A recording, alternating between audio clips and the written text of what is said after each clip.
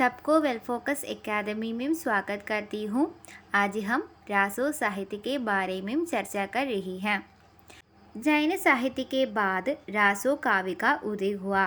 जैन साहित्य के संदर्भ में यह संकेत किया जा चुका है कि हिंदी साहित्य के आदिकाल में रचित जैन रासो काव्य वीर गाथाओं के रूप में लिखित रासो काव्यों से भिन्न है।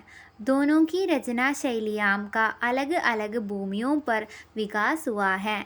जैन रासो काव्यों में धार्मिक दृष्टि के प्रदान होने से वर्णन की वह पद्धति प्रयुक्त नहीं हुई जो वीरगाथा परक रासो ग्रंथों में मिलती है। इन काव्यों की विषय वस्तु का मूल संबंध राजाओं के चरित्र तथा प्रशंसा से है।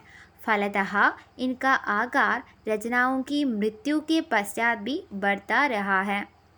रासो काव्यों को देखने से पता चलता है कि उनके रचयिता जिस राजा के चरित्र का वर्णन करते थे उसके उत्तराधिकारी राजागण अपने आश्रित अन्य कवियों से उसमें अपने चरित्र भी सम्मिलित करा देते थे।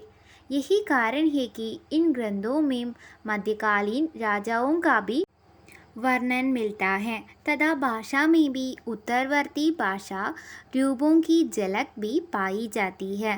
राजस्थान के कतिपय वृत्त संग्रहकर्ताओं ने अधिकांश रासो काव्यों को इन्हीं बातों के कारण अप्रामाणिक रचनाएं माना है।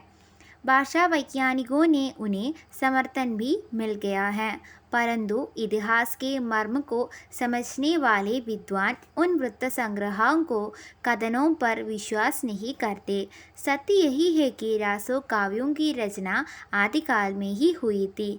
उनमें जो अंश उत्तरवर्ती राजाओं से संबंधित हैं वे प्रक्षिप्त हैं।